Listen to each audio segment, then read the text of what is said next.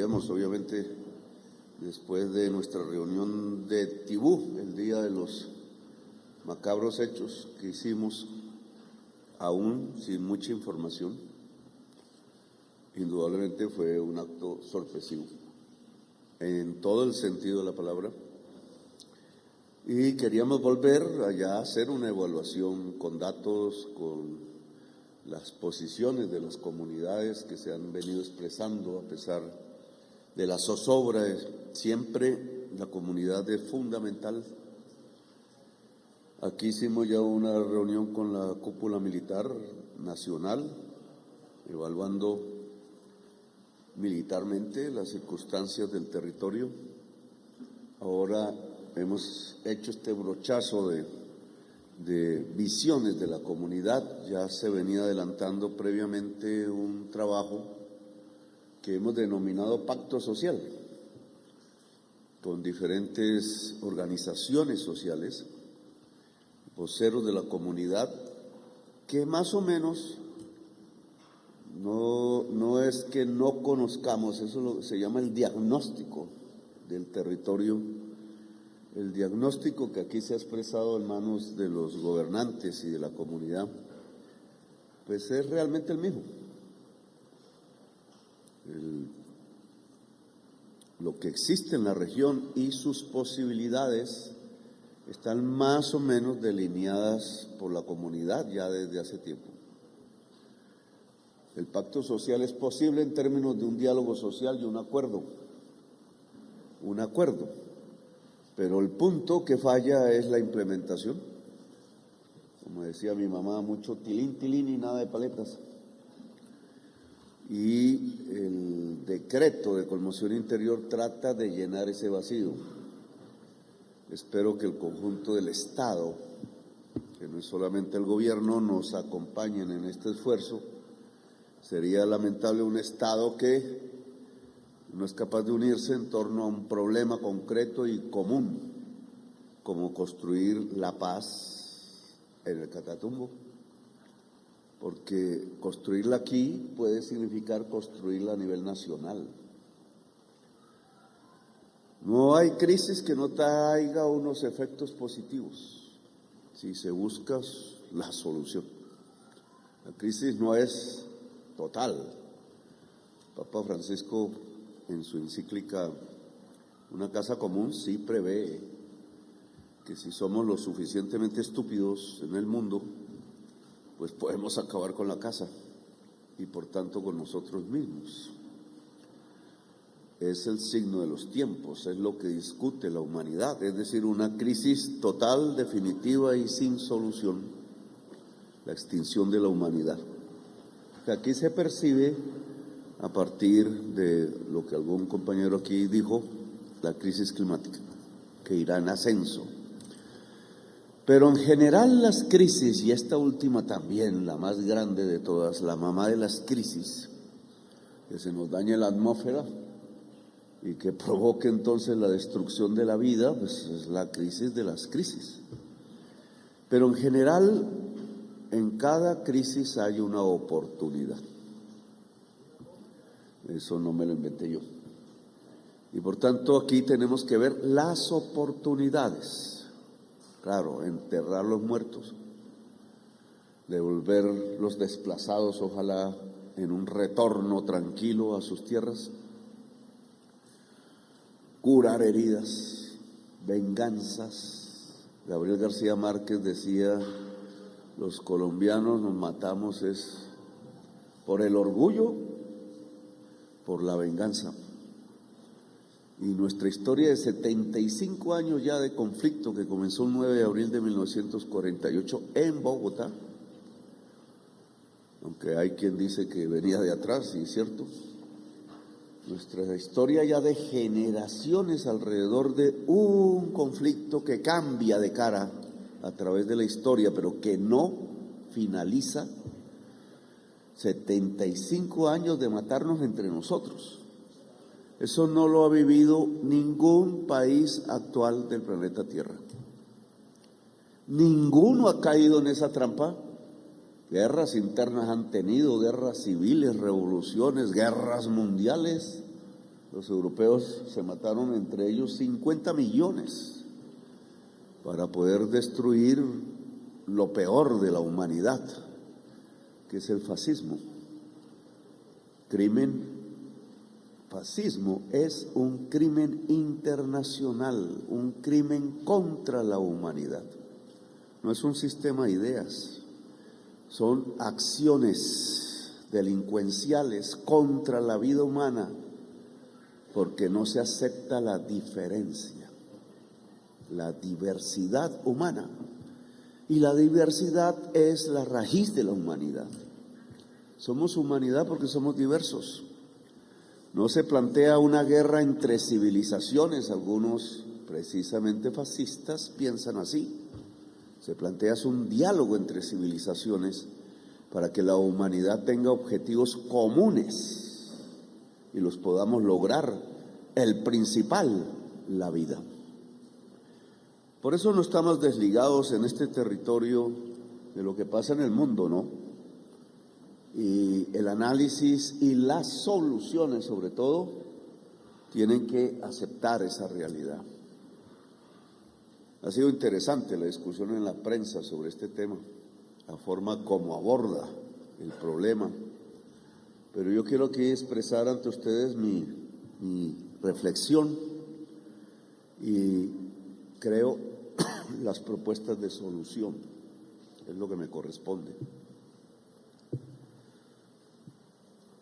Indudablemente el Catatumbo viene de años, de décadas, de un conflicto, incluso ideológico en tiempos pasados.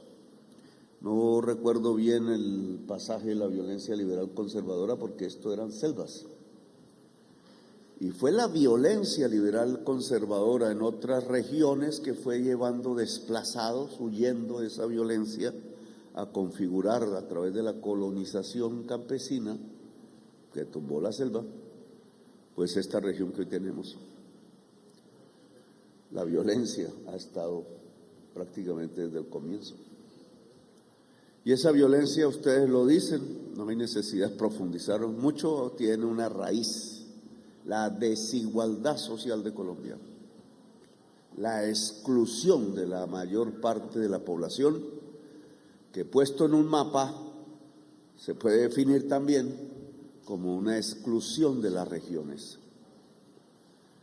En esas regiones excluidas no queda más alternativa que la violencia, muchas veces como resistencia armada, o con el paso de los años, desde hace 50 años, medio siglo, no es cualquier periodo. Nosotros tenemos 200 y pico años de existencia como país, y de esos 50 ya, los últimos 50 años, convivimos con el narcotráfico. Y el narcotráfico se tomó el territorio, indudablemente. Lo convirtió unas veces en la primera zona cocainera, otras regiones han cogido ese premio, entre comillas, terrible, como el Putumayo en este momento. Y me preocupa el Putumayo ahora que va a elecciones. Ahí debe haber una acción preventiva, porque puede ocurrir lo mismo, pero peor. Otra frontera, un río nos separa del otro país, ahí.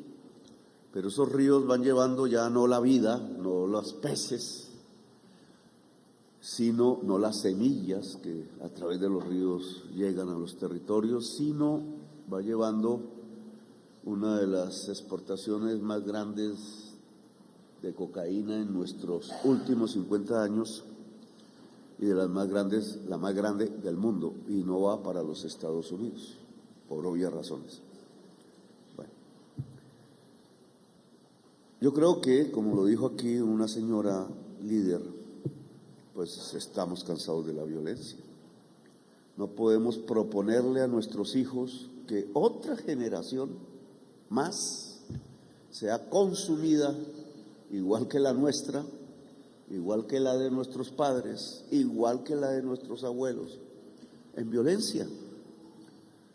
La historia de 100 años de soledad tiene que terminar. Ese libro es grande porque nos expresa nuestra alma, nuestra cultura. En eso consiste el arte. Y leyendo 100 años de soledad, o ahora viéndola por Netflix, que ha sido excelente, me parece a mí, esos son gustos, nos expresa nuestra historia. Nos matamos por venganzas y por generaciones. Y esos son los 100 años de soledad. Y lo que debe proponer un dirigente político que se precie de ser un buen o una buena dirigente política es acabar con los 100 años de soledad para abrazar la vida, porque todos aquí sabemos, este es el país de la vida, de una explosión de la naturaleza que no se ve casi en ningún otro lugar. Yo a veces creo que es tanta la vida que por eso es que nos matamos, porque no la apreciamos en su dimensión total.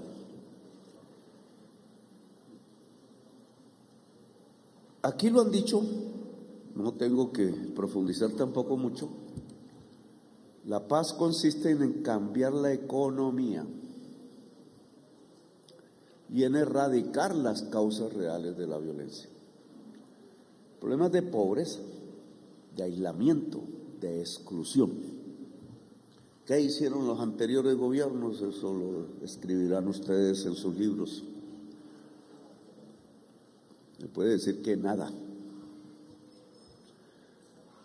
Es una mentalidad gubernamental, yo le llamo oligárquica, disculpen la palabra, pero esa se la inventó Aristóteles y me gusta,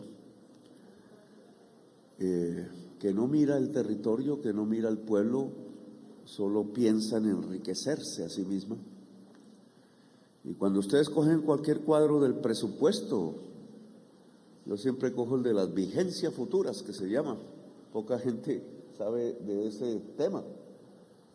Ustedes cojan el cuadro de las vigencias futuras, que va a ser la inversión pactada, hecha por presidentes durante décadas hacia adelante. No es los 4 años de gobierno, es a 20, 30 años. Yo tengo ese cuadrito y me da dolor de estómago. Porque ¿qué fue lo que pensaron nuestros gobernantes para proyectar las inversiones a 20, 30 años? Congresistas aquí presentes pueden estudiarlo. Primero, invertir en carreteras. Segundo, esas carreteras están situadas alrededor de Bogotá y alrededor de Medellín. Y ahí se desprende todo. El pensamiento ha sido, además de construir unos negocios particulares, porque son las carreteras por concesión, con peajes, doble calzada, chéveres, pero es que ni siquiera llegan a una frontera, como para uno decir, es que por lo menos tiene la función de la exportación de nuestros productos. Ninguna doble calzada llega a la frontera. La que más estaba cerca es la de aquí, pero está difícil juntarla con Bucaramanga. La que sería la más fácil de todas es la de allá, la Guajira para Guanchón, porque llega a Maracaibo, la segunda ciudad de Venezuela, casi ahí mismo, cerca de aquí también. Nos separa el lago de Maracaibo, que no está muy lejos. No llega, ni siquiera se les ocurrió que podía ser muy interesante por Paraguachón tener una doble calzada y vincular economía de allá y economía de acá legal, sin subir una sola montaña, porque todo es plano. No, tenemos que solucionar es cómo sale el capital no cómo sale el capital, cómo entran las importaciones rápidamente a Medellín y a Bogotá. Y ese es el plan de desarrollo, y eso excluye el Catatumbo. Cojan ustedes y hagan el ejercicio. La carretera, compañera ministra de Transporte, la carretera Convención La Mata, ¿cierto? Que yo la veo como la salida desde el punto de vista colombiano. La salida, porque llegamos al río Magdalena y llegamos a los puertos y el mar. o a Bogotá si se quiere, pero yo prefiero mirar el mar. Y miren a cuántos años está proyectada. Miren cuánto se hace al año de esa carretera, si es que se hace. Porque sí, me disculpa el gobernador de Antioquia, todo para hacer el túnel del Toyo se llama. Pero ¿por qué nada para la carretera Quibdó-Medellín, que ya lleva 400 muertos de derrumbes y cosas de esas? 20 años de construcción. ¿O por qué no la carretera del Catatumbo, desde Tibú hasta la troncal del Magdalena Medio? ¿Por qué no? Entonces, ¿dónde está el pensamiento político de Colombia? ¿Qué es lo que piensan? Y yo no puedo llegar sino a una razón, puede que me equivoque, son racistas. No hacen la de Medellín-Quibdó porque son de negros, los pasajeros que irían por ahí, negros y negras. Y no hacen la del Catatumbo porque piensan que son guerrilleros, así habló hace poco una señora muy famosa. Exclusión. Entonces, ¿esto qué es? ¿Democracia? ¿Igualdad? Pues yo creo que ahí está el tema central y es lo que tenemos que cambiar. Con medidas concretas, no con discurso. Eso significa cómo integramos el Catatumbo a una prosperidad, cómo se enriquece su población. Enriquecimiento no pensado bajo la mentalidad de Sarmiento Angulo o del señor Elon Musk, sino enriquecimiento pensado en términos del espíritu humano, que no es que rechace los bienes materiales del hombre, decía un escritor, sino que sea lo necesario para vivir bien. Indudablemente para vivir bien hay que tener una casa más o menos chévere, bonita, con flores, que los niños no vean cuando nacen un muro gris ahí rumboso y sucio, o tierra, sino que puedan ver arte, flores, colores, alegría, amor, porque para hacer eso hay que tener amor. Si el niño nace en medio del amor, no va a matar a nadie después. La principal política de seguridad, lo dicen los gringos, que ahora no me quieren mucho, pero lo dicen porque ellos mismos lo han estudiado en su propia tierra, la ciudad de Nueva York, es cuidar integralmente la niñez. Y aquí hay una persona que tiene que ver con ese tema, no sé por dónde está, por allá, en el estricto. Esa es la prioridad, olvidada en Colombia, porque como en Gaza matamos los niños, y ustedes lo ven por la prensa, e incluso aquí en lo que ha pasado, matando niños como las bombas de Gaza, igualitos que los que tiran las bombas en Gaza, igualitos, no los diferencia nada. ¿Quieren verse en un espejo? Miren a Netanyahu. Guerrilleros del ELN deberían mirar a Netanyahu y reconocerse. Y voy a hablar de ese tema, porque al final de las décadas, de las generaciones, el Catatumbo tiene unos actores de la violencia que han cambiado en el tiempo. Llegaron a defender la población, llegaron a hacer una revolución para mejorar la vida, pero han terminado en lo contrario. Y eso también hay que decirlo. Porque ¿qué es lo que vemos en estos días?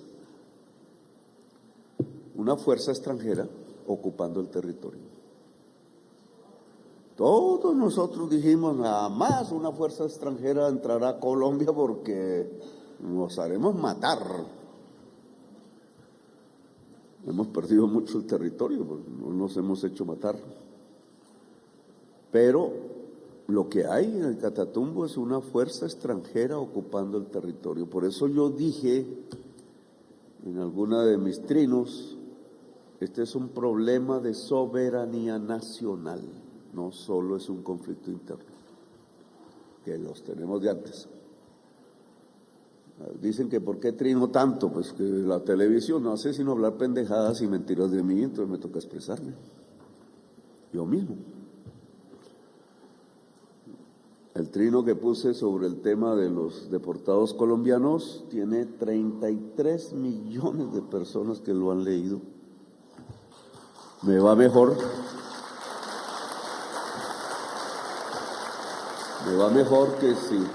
que si me traducen unas personas que a veces ni entienden las palabras que yo digo. Cuando dije ver las cosas dialécticamente, un periodista se puso a burlar, porque un periodista cómico, porque no sabe qué es dialéctica. Pero yo quiero usar la dialéctica en el análisis del Catatumbo. Todo fluye, y fluye en medio de contradicciones. Y algo puede transformarse en su contrario. Y entonces lo que estamos observando en lo que eran las guerrillas revolucionarias de Colombia y que estuvieron en el Catatumbo, es que se transformaron en su contrario. Algunos de sus jefes saben de qué estoy hablando, porque también estudiaron dialéctica, y estudiaron al sacerdote Camilo Torres Restrepo, que también estudió dialéctica, y estudiaron a Carlos Marx. Yo los vi estudiando, a mí no me dejaban entrar al grupo de estudio porque creían que yo no había leído Carlos Marx, pero yo me lo he leído 3 veces, El Capital, en la cárcel donde estuve con ellos, que también estaban presos, muchos de aquí. El Capital, y el señor Carlos Marx decía en algún momento: los seres humanos piensan de acuerdo a sus condiciones materiales de existencia. Como buen alemán, entonces toca ahí volver a leer la frase, a ver qué fue lo que quiso decir. Ni más ni menos, traducido a nuestro lenguaje, es: pensamos como vivimos. Por eso un señor bien acomodado en Miami, periodista, pues puede escribir baboserías de nosotros, porque él está muy cómodo como vive, y le importa un bledo que los que no viven como él, allá ilegales, etcétera, entonces sean tratados como perros. Entonces, ¿por qué el presidente se emborrachó? El presidente dice: la mentalidad cipaya es la que se emborracha el cerebro y no lo deja pensar. ¿Qué es lo que les pasa? Se llama la teoría de la escalera. Por donde yo subí, llegué al techo, pero ahora no quiero que nadie más suba, entonces bota la escalera. Así, entonces no les gusta a los colombianos que ahora llegan. Pero pensamiento depende de cómo se vive, eso no es siempre así, pero en general eso le pasó al ELN. Porque el ELN, al empezar a financiarse con el narcotráfico, y no solamente el ELN, sino casi todas las fuerzas de la violencia aquí en el territorio, empezó a pensar como narcotraficantes. Ese es el punto. Entonces no actúa como guerrilla, sino como paramilitares. Y quiere ser paramilitar. Y ese es el problema que estamos enfrentando hoy. La guerra en el Catatumbo vive del narcotráfico. El ELN dice que no, que ellos siguen siendo discípulos del sacerdote Camilo Torres Restrepo y que piensan en la revolución, pero ellos configuraron aquí en esta región una cosa que llaman EFER, que yo tuve que escribir aquí cómo se traduce EFER: Estructura de Financiación y Economía para la Revolución. Eso ningún periodista no lo había visto por ahí, lo descubrimos. EFER, Economía y Financiación para la Revolución. Pues yo le aplico la frase de Marx: Si los seres humanos viven de acuerdo a sus condiciones materiales de existencia y este éfer lo que hace es traquetear, dominar al campesinado que produce hoja de coca y transformar eso en dinero, entonces el ELN, su pensamiento y su acción se va transformando en eso, traquetismo, no revolución. Con cocaína no se hace ninguna revolución en ninguna parte del mundo.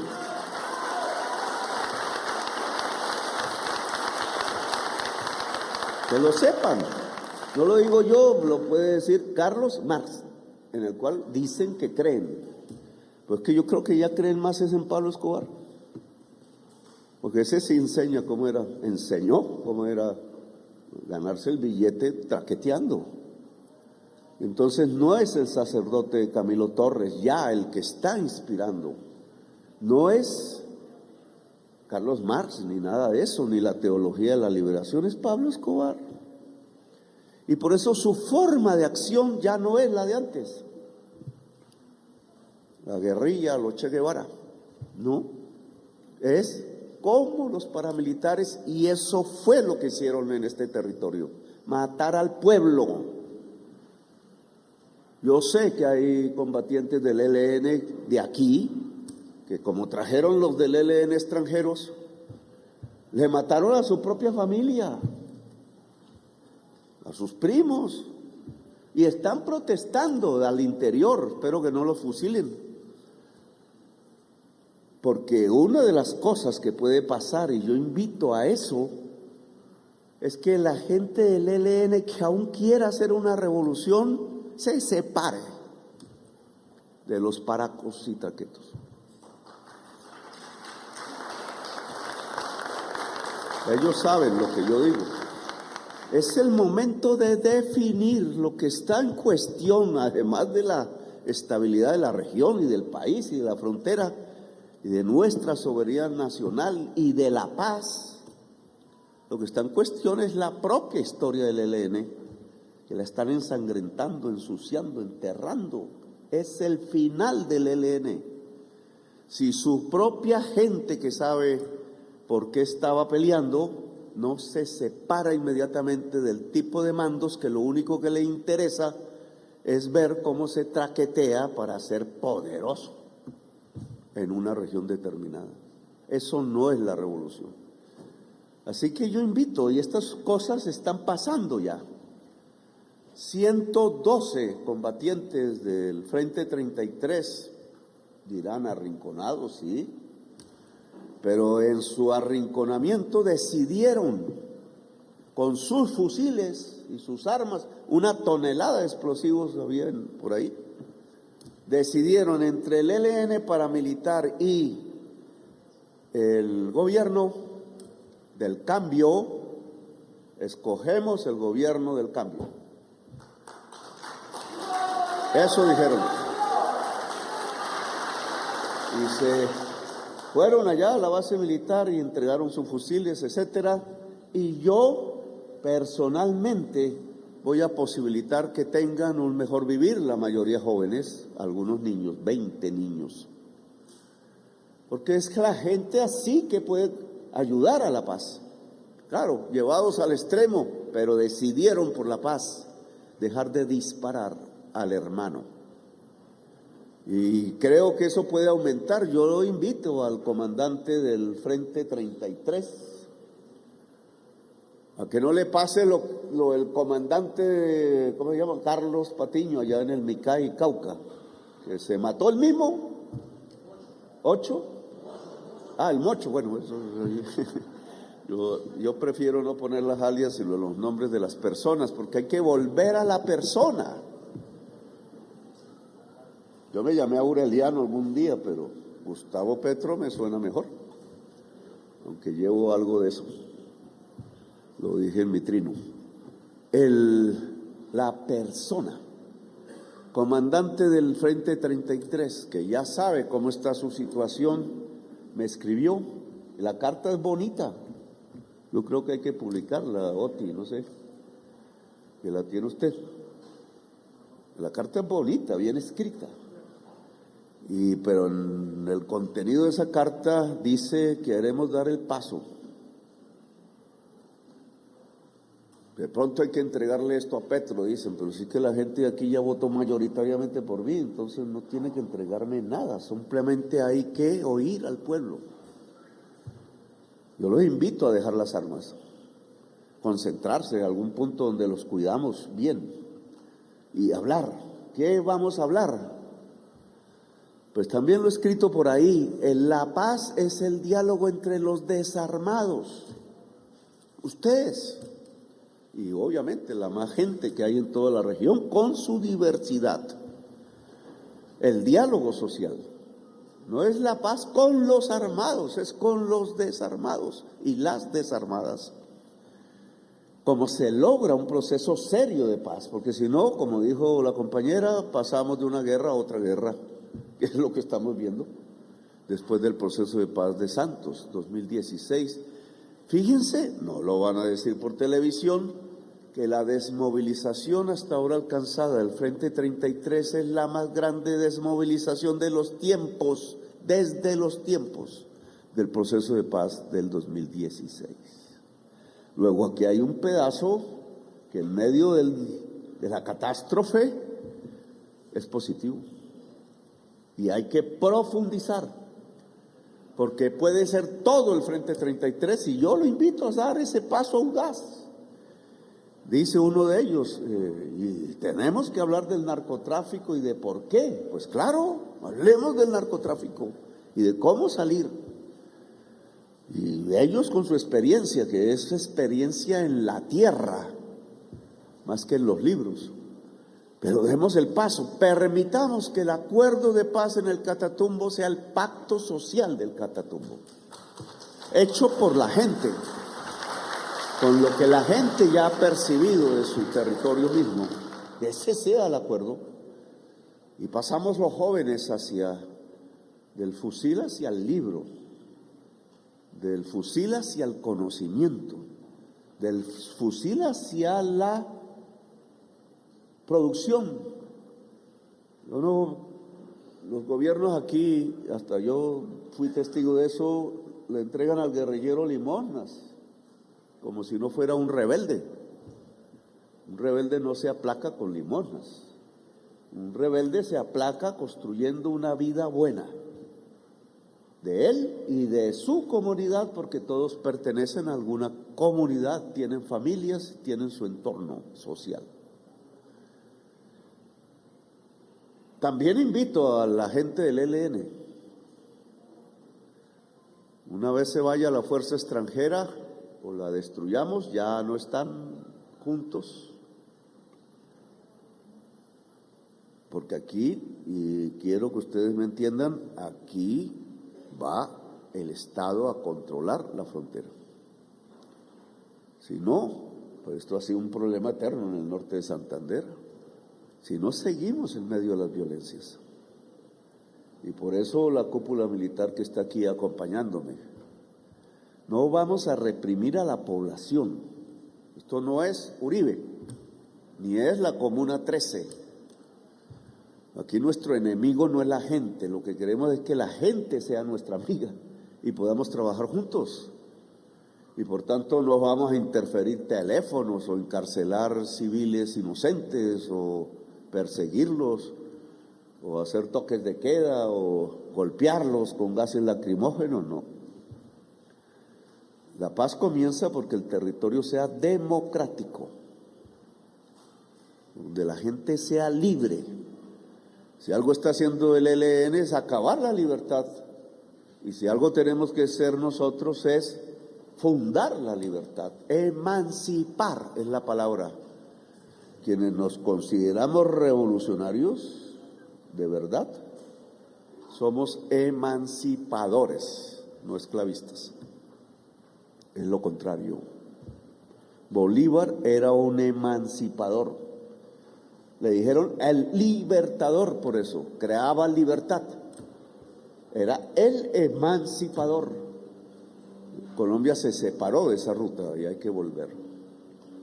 Pues si es el diálogo social el eje de la paz en el territorio, Y si el viejo ELN en este territorio, nacido en este territorio, se da cuenta que está equivocada, no sé quién, los nombres, supongo que es Pablito, que no es de aquí, y que lo que hicieron fue una ocupación del territorio con formas paramilitares con un solo objetivo: controlar sin diversidad, de manera totalitaria, la frontera toda, desde el Cesar hasta Arauca, con la esperanza de que en la guerra entre Trump y Maduro terminen ganando y quedándose con los campos de la hoja de coca y muy bien armados.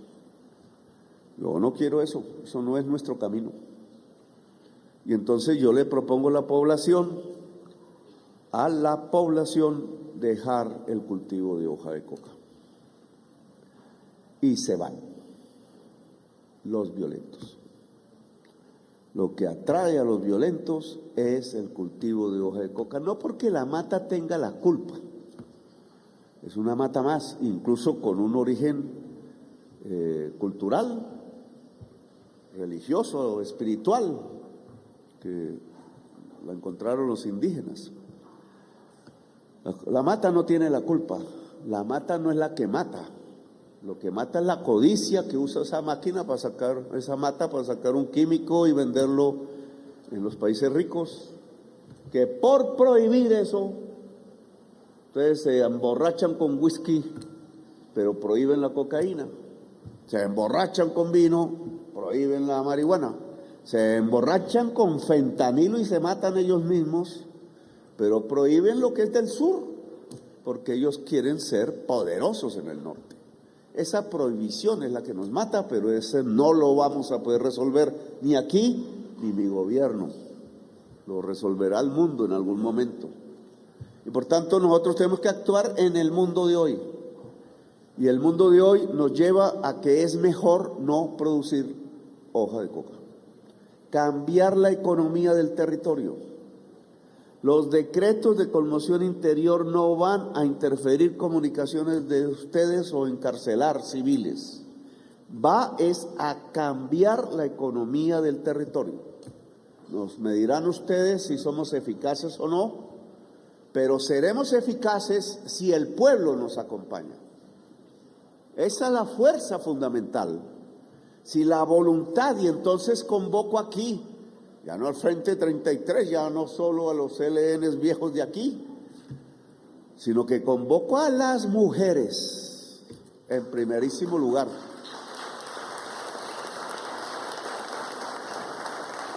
¿Por qué a las mujeres? Porque a nosotros los hombres nos gusta la cercanía de la muerte.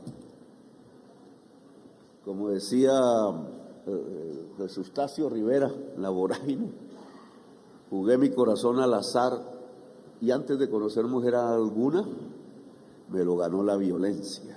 Nosotros jugamos el corazón. A veces somos buenos amantes, pero también nos volvemos guerreros. Y esa acción de ser guerreros es matar o morir. Y en cambio la mujer tiene una mayor capacidad que el hombre para construir la vida. Y por eso la violencia en el Catatumbo la puede frenar la mujer. Claro, unida, organizándose, no sola. Las mujeres pueden levantar la bandera de la paz en el Catatumbo. Y se puede hacer, Lilia, cambiando la economía ilícita de la cocaína por la economía lícita de la vida. No la de la muerte, sino la de la vida. ¿Quién más que las mujeres para ayudarnos? ¿Qué es una economía de la vida? Aquí lo dijeron. Estoy completamente de acuerdo. Es producir alimentos, producir oxígeno, limpiar el agua, vivir bien dentro de la producción de alimentos, agroindustrializarlos para que ganen más valor y por tanto haya más riqueza en el territorio. Poder sacarlos, si no hay vías, ¿cómo salen? Volver más difícil la cocaína y volver más fácil producir maíz y yuca y cacao y café, etcétera, y cebolla, como dijeron aquí. Si yo dificulto la rentabilidad de la cebolla y la cocaína, pues aumenta su valor allá en Estados Unidos, pues esta es pelea de tigre con burro amarrado. Pero si lo hago al revés, entonces las mujeres me pueden llevar, mujeres campesinas, a ir cambiando a eso. Lo pago, la mata con raíz la pago. O ese será uno de los decretos aquí que vamos a examinar ahora.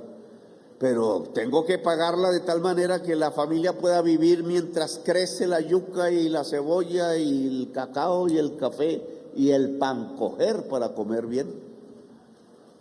Y tengo que garantizar entonces que esos productos puedan salir de la región y entonces las vías campesinas, la carretera al mar.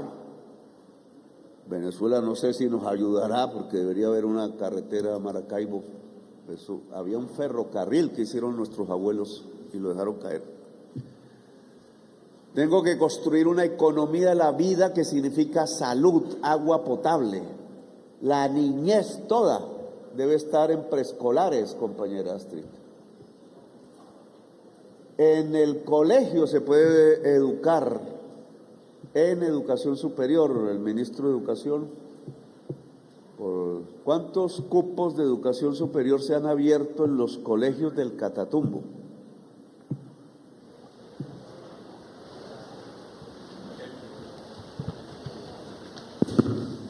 Sí, señor presidente.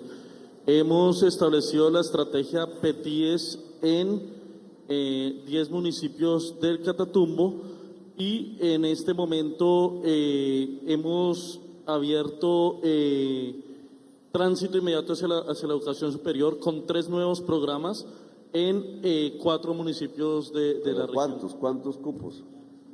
Son 393 estudiantes nuevos. Hay 393 estudiantes que en su secundaria, al finalizar la secundaria, están estudiando acreditadamente, esa palabra es clave, cursos de educación superior, es decir, es la universidad en el colegio. 393 es poco. Eso tiene que llegar a los 1.000, 2.000. Es decir, ya el proyecto de universidad está avanzando.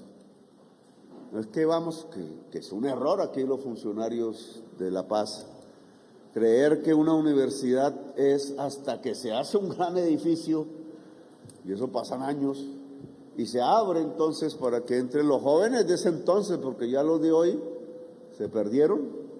Entre el fusil, dijo un comandante del 33, si no hay educación la única alternativa es el fusil o irse. Pues entonces hablamos la alternativa de la educación, pero eso ya, no dentro de 10 años.